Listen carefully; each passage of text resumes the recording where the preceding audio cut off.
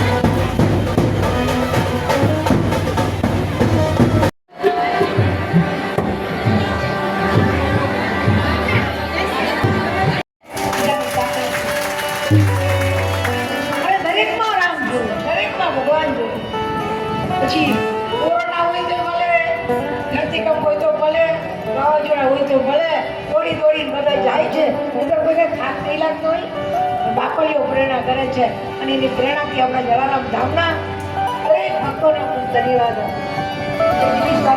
મારી માતાઓ બહેનો અને આવા ભવ્ય બાબત ભગવાન દર વર્ષે પધારતા હોય જે લોકો ભાગ્યશાળી હોય લાભ લઈ શકે બીજાની તાકાત નથી બીજા આવી પણ શકે આવવાની ઈચ્છા રાખતા હોય ને કોઈ પાછું વળી જવું તો માતાજીને કહે સોમનાથ હું તો વિચાર કરતી ત્યાં કહીએ પહોંચાય ધૂળ કરતા હોય મારી બાજુ ફેરી આવવાની ઈચ્છા ધરાવે અને ના હોય તમને બાપા અહીંયા કોણ છે ગરમી કેટલી પડે બધાને વ્યક્તિગત નામ લઈ લેતા ખૂબ ધન્યવાદ આપું છું ધન્યવાદ તમારી સેવાને ધન્યવાદ તમારી લાગણીને અને ધન્યવાદ તમારી ભક્તિને કરાવનાર બાપા છે મારી વાત કરું હું અત્યારે જે મારું નાનું છોકરું બાપા બી છે તે ઘોડો આજે 12 વર્ષથી મેં કથા નિવૃત્તિ લઈ લીધી પણ હજુ નાનું છોકરું ઘોડો ખુદી કેમ ખોરાક બે તો હું આજ બાપા ખોરાક બેઠી કોરાને ભૂસી બાપે 12 વર્ષે કરી લીધું પણ બપોરે બાપાને કીધું પણ બાપાએ મને કઈ બધાએ કીધું માતાજી બધાનો આગ્રહ હતો કે તમારે મગી બેહવાનું તમને ઠેઠ સુધી 2 જણા પહેરે જ ઉભા હતા લગવા નથી મગી ગવાન બધું વડે 10 મિનિટ તો ફ્રી કર્યો નહીં બધી બેહવાનું. મેં કીધું પોઝિશન જોવો મારી. બાપા છે જલારામ બાપાની તમને વાત કરું. બાપા તારે મારું બાવું પકડી નહીં લઈ ગયા હું એને આવતા બાપો ના વીરભાઈ બાવું પકડી લેવા જેવો છોકરો હોય છે ઘોડો કેમ કૂદતો હોય એમ ઘોડો કૂદવા બેઠી. કથાના વખત તો રત્નેશ્વરી દેવી છે મારા શિષ્ય હું ઘોડો ખોતું થોડી થોડી બાપામાં લાડ કરતા ઘટનામાં મેં એવું થઈ સાક્ષાત કહું છું. બપોરના 3 વાગે આ બેઠો મારા હાથમાં ત્યારે મારું ઓક્સિજન લેવલ હલચોળ્યું હતું. ભગવાન બાપા આવી એ જ વખતે બાપા મહાવીર બાટે ઉભા થાવ માતાજી હાલો હાલો અને આ કોળીઓ અહીંયા આવીને પહોંચ્યું છું સાક્ષાત તો કહું એટલે હું અહીં બેઠી છું.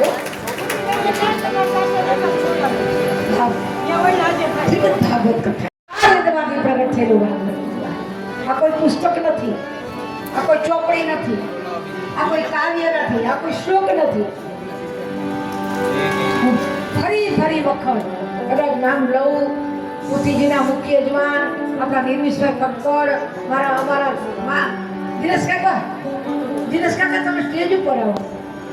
પોથીના મુખ્ય યજમાન સહયજમાનો કે દાતાશ્રીઓ તન મન ને ધન કોઈ તનથી સેવા કરી રહ્યા છે કોઈ ધનથી કોઈ મનથી બધાને વંદન કરું છું.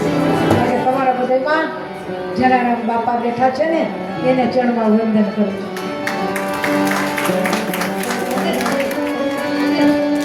સર્વ પિતૃઓનો પૂર્ણ ભાદ્રપદ માસ ચાલી રહ્યો છે.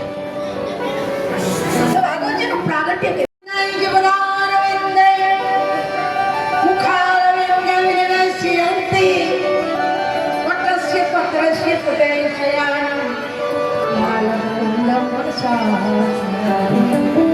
ભગવાન નાનક રૂપે પૃથ્વીનો પ્રલય આપણે બધા ધરતીકામ જોયું હોનાર જોયું ને એ પૃથ્વીનો પ્રલય મારો ઠાકર નાનકડું રૂપ ધારણ કરી વિરાજિત પરમાત્માના નાભીમાંથી કમળ પ્રગટ થયો.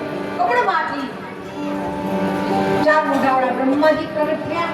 બ્રહ્માજીના મુખારવિંદમાંથી ચતુશ્લોકી ભાગવત કહ્યું તો એ ચતુશ્લોકી ભાગવત થયે ભગવાને મારા ઠાકોરજીએ બ્રહ્માજીને કહ્યું અને એ બ્રહ્માજીએ પોતાના માનસ પુત્ર નારદજીના કથા કહી.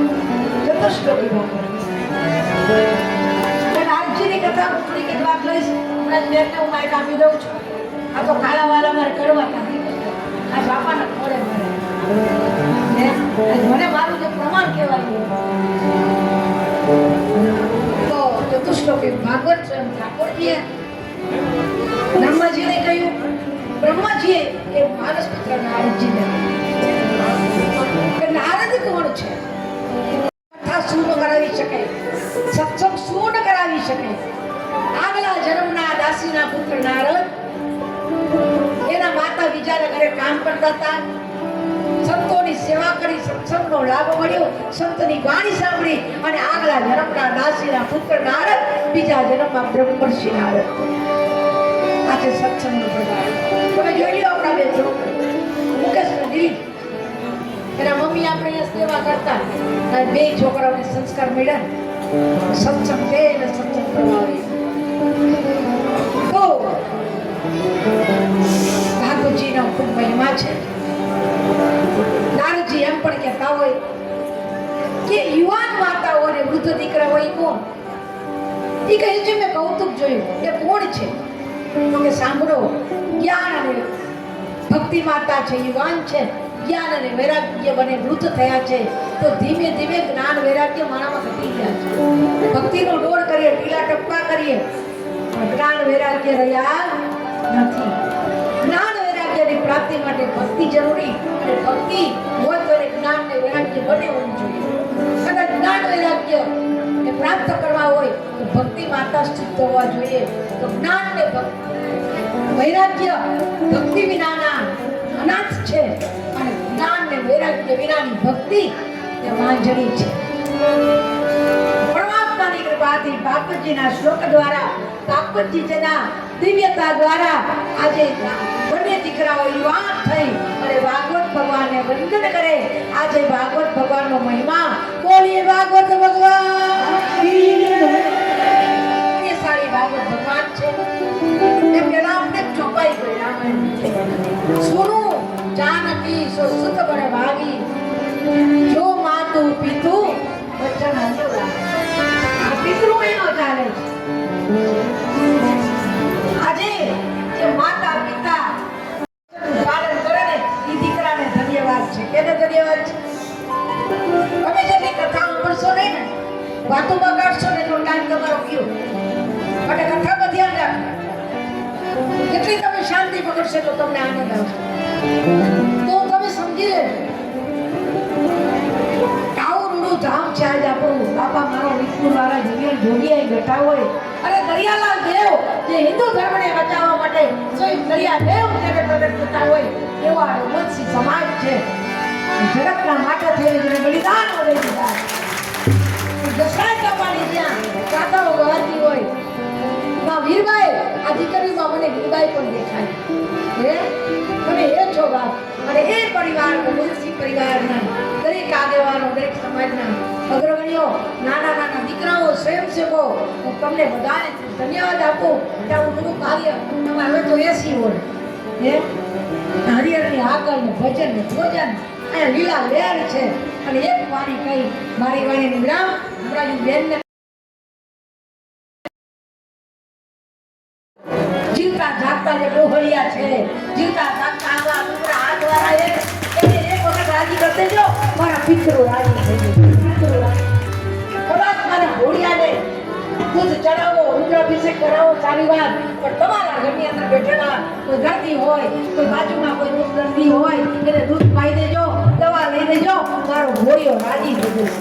પિતૃ તર્પણ આને સારી વાત છે. આપણે બધી કરવું જરૂરી છે. આપણા હિન્દુ ધર્મનો, આપણો સનાતન ધર્મ આવું કામ ન થાય કોઈ કરે ને. ધર્મને ટકાવી રાખવા માટે ધર્મને ટકાવી રાખવા માટે કાર્યો કરવા જ જોઈએ. કેટલાય લોકો ગમે એમ બોલે, કેટલાય કેમ બોલે, કેટલાય વાતું કરે, કેટલાય એમ કે ગાંડા છે, કેટલાય એમ કે ખોટા છે, કોના કે નાટક કે બધું બોલે. અને એટલે તમારા શબ્દો ગાંડાની વળજા થઈ અમે બધા ગાંડા. આ માર્ગે નીકળે ગાંડા. ગાંડાની વળજા